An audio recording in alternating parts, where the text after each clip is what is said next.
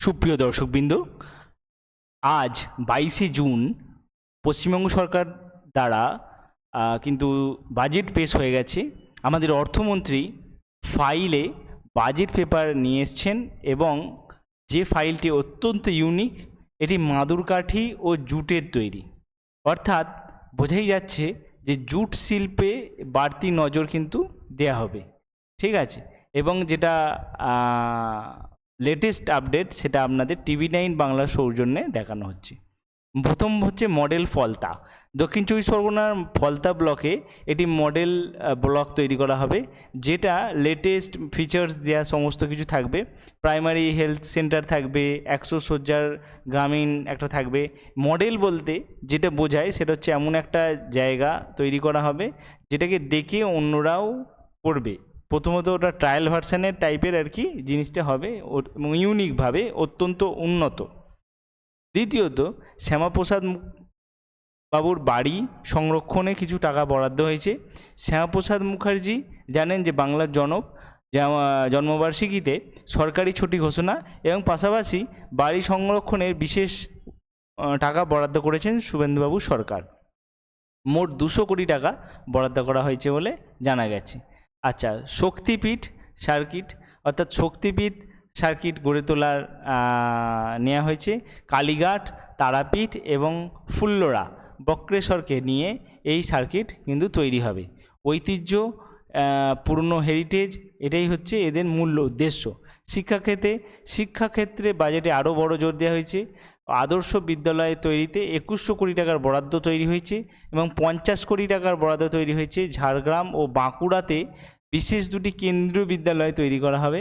প্রতিযোগিতামূলক পরীক্ষা এবং ফ্রি কোচিং সেন্টার তৈরি করা হবে বিভিন্ন জায়গায়। তো তার আবার পড়ুয়া পিছু তার বরাদ্দ হচ্ছে 10 টাকা করে মিড ডে মিলের জন্যে কিন্তু বিশেষ অনুদান দেওয়া হয়েছে। এছাড়া মাদ্রাসা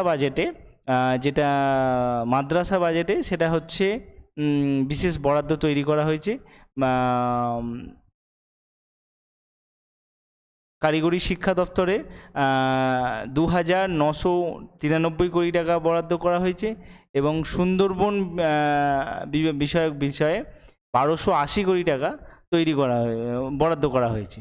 যুব কল্যাণ ও ক্রীড়া বিভাগে 490 কোটি টাকা বরাদ্দ করা হয়েছে। মহিলা ও শিশু বিকাশ ও সমাজ কল্যাণে 52,308 কোটি টাকা বরাদ্দ করা হয়েছে। এই মহিলা ও শিশু বিকাশের মধ্যেই কিন্তু ওই অন্নপূর্ণা ভাণ্ডারের ব্যাপারটা রয়েছে। আচ্ছা, আরও একটা যেটা ব্যাপার রয়েছে সেটা হচ্ছে মাদ্রাসা সংরক্ষণে, সেই বিষয়টাতেও আমরা আসছি। আচ্ছা, অনগ্রসর যে জাতি, সেই অনগ্রসর জাতির জন্য কিছু টাকা বরাদ্দ করা হয়েছে। উপভোক্তা বিষয়ক অর্থবর্ষের জন্য 148 কোটি টাকা কিন্তু বরাদ্দ করা হয়েছে। আচ্ছা, বিপর্যয় ও মোকাবিলার জন্যে 3035 কোটি টাকা বরাদ্দ করা হয়েছে। অগ্নি নির্বাপন জরুরি পরিষেবা মানে ফায়ার ব্রিগেডের জন্যে 546 কোটি টাকা বরাদ্দ করা হয়েছে।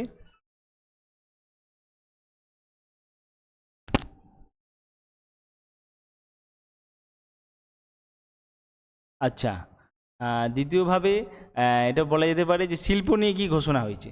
শিল্প নিয়ে ঘোষণা হয়েছে যে উত্তরবঙ্গে এবং পশ্চিমাঞ্চলে ব্যাটারি চালিত গাড়ির কারখানা হবে। শিলিগুড়িতে ইন্টিগ্রেটেড লজিস্টিক হাব তৈরি করা হবে। শিলিগুড়িতে IT পার্ক তৈরি করা হবে। আচ্ছা, দুর্গাপুরে তৈরি হবে সেমিকন্ডাক্টর ইউনিট, যেটা একটা বিরাট ফিউচার। আচ্ছা, দক্ষিণ দিনাজপুরে তৈরি হবে টেক্সটাইল। আচ্ছা, স্বাস্থ্যের ক্ষেত্রে উত্তরবঙ্গে এইমস এবং ক্যান্সার হাসপাতাল তৈরি হবে। আচ্ছা, এইমস এটা কিন্তু একটা বিরাট নাম, ঠিক আছে। এই এইমস কিন্তু শুধুমাত্র কল্যাণী পেয়েছে বহু বছর পর, সেইটা কিন্তু উত্তরবঙ্গে পেতে চলেছে, ক্যান্সার হাসপাতাল পেতে চলেছে। এর পাশাপাশি 5টি নতুন মেডিকেল হাব তৈরি ঘোষণা করা হয়েছে। ভেলোর মুম্বাইয়ের রুগীর পরিষেবা দেওয়ার জন্য ব্যবস্থা করা হয়েছে। ভেলোর মুম্বাইয়ের রুগীর পরিবারের থাকার জন্যে ব্যবস্থা করা হয়েছে সেখানে।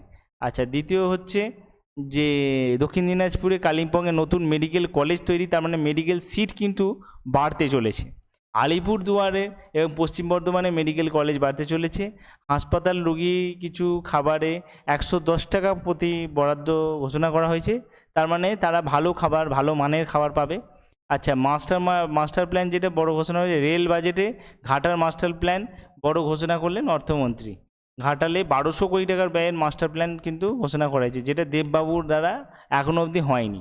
রাজ্যে আইআইটি আইআইএম, উত্তরবঙ্গের জন্য বড় ঘোষণা, একটি আইআইটি এবং আইআইএম তৈরি হবে উত্তরবঙ্গে। এবার বেকার ভাতা যেটা সূচি সবথেকে বড় আপডেট, সেটা হচ্ছে গ্র্যাজুয়েটদের জন্য 3000 টাকা এবং অন্যদের জন্য 2000 টাকা করে বেকার ভাতা দেওয়ার ঘোষণা করা হয়েছে। ঠিক আছে, যতদিন না সে চাকরি পাচ্ছে। এবং সেটা কতদিন অবধি, সেটা 21 থেকে 40 বছর বয়সী অবধি কিন্তু হবে, ছেলেদের এবং মেয়েদের। ঠিক আছে, বেকারদের জন্য বলা হয়েছে এখানে, কিন্তু শুধুমাত্র ছেলেদের কিন্তু বলা হয়নি। আচ্ছা, দ্বিতীয় হচ্ছে সরকারি কর্মী মহিলা ছাত্রদের জন্য একাধিক সুবিধা। ডিএ ঘোষণা হয়েছে 20%, 20% এক্সট্রা, যেটা 18% পেত সেটা অতিরিক্ত 20% যুক্ত হয়ে 38% কিন্তু পাবেই, অর্থাৎ 38%। আচ্ছা, তারপর হচ্ছে পেনশনভোগীদের অতিরিক্ত 20% ডিআর পাবেন। আচ্ছা, বর্ধিত যে ডিএ, এই ডিএ শুরু হচ্ছে কিন্তু 1 অক্টোবর। ঠিক আছে, এটা কিন্তু পরিষেবা 1 অক্টোবর থেকেই শুরু হবে। এছাড়া কোন খাতে কি বরাদ্দ সেটা আমি এর আগেও আলোচনা করেছি। কারিগরি শিক্ষা দপ্তরে নিয়ে আলোচনা করেছি, যেটা নারী ও সুরক্ষা বিভাগে সেটা সবথেকে বেশি 52,308 কোটি টাকা, এবং নগর উন্নয়ন পুর সপ্তাহ দপ্তরে সেটা হচ্ছে 14,609 কোটি টাকা। এইগুলো দুটো হচ্ছে সবথেকে বেশি বরাদ্দ হয়েছে। আচ্ছা, এছাড়া যেটা জানা যাচ্ছে যে কৃষি বিপণন, কৃষি পণ্য সম্পদ, এগুলো এইভাবে বরাদ্দ হয়েছে। আচ্ছা, পরিবহন ও জল দপ্তরের ক্ষেত্রে অত্যন্ত জোর দেওয়া হয়েছে। দুর্গাপুর, আসানসোল, জলপাইগুড়ির মধ্যে মেট্রো যোগাযোগ হওয়ার সম্ভাবনা খতিয়ে দেখা হচ্ছে, যে টেকনিক্যালি কতটা সম্ভব। ঠিক আছে, শুধুমাত্র কলকাতায় বাবুরাই চাপবেন এরকম ব্যাপারটা নয়, সমস্ত মানুষের এলাকাকেই উন্নত করা হবে, অর্থাৎ উত্তর থেকে দক্ষিণ, পূর্ব থেকে পশ্চিম সমস্ত। বয়স্ক এবং বিধবা ভাতাদের ক্ষেত্রে বিশেষভাবে পেনশন চালু হয়েছে, যেটা 500 টাকা করে বৃদ্ধি ঘোষণা করা হয়েছে, 500 টাকা করে কিন্তু বাড়তে চলেছে, 500 টাকা করে বাড়তে চলেছে। শহরাঞ্চলে খাদ্য সুরক্ষায় জোর দেওয়া হয়েছে। যে 400টি মা আহার যে প্রকল্প আছে, তাদের মধ্যে ডিম, মাছ, সবজি, পুষ্টিগত খাবার মাত্র 5 টাকায় কিন্তু পেতে চলেছে শহরবাসী।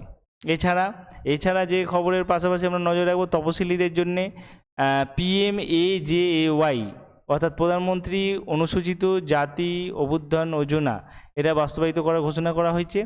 সরকারি চাকরিতে বড় নিয়োগ 1 লক্ষ শূন্য পদ ঘোষণা করা হয়েছে। 30% পদ মহিলাদের জন্য, 33% পদ হবে, এটা 33% পদ মানে 1/3 পদ কিন্তু ঘোষণা করা হয়েছে, 33%। 20,000 পুলিশ কর্মী নিয়োগ হবে, 50,000 শিক্ষক কর্মী নিয়োগ হবে। আচ্ছা, 1,000 ইন্ডাস্ট্রিয়াল রাইফেল কর্মী নিয়োগ হবে। বাকি অন্যান্য শূন্য পদ যেগুলো সরকারি পদ আছে সেগুলো কিন্তু নিয়োগ হতে চলেছে। দমকল পরিকাঠামোর আগেই বলা হয়েছে, জরুরি পরিষেবা 112 ডায়াল করলে কিন্তু আপনারা জরুরি পরিষেবা পাবেন। নাম্বারটা হচ্ছে 112। আচ্ছা, প্রতিটি থানায় থাকবে একটি গাড়ি ওই জরুরি পরিষেবার জন্য মোতায়েন করা হয়েছে। 100 কোটি টাকা এর জন্যে বিশেষভাবে বরাদ্দ করা হয়েছে। এছাড়া আপনার সরকার আপনার পাশে নামে নতুন নিয়োগ চালু হয়েছে।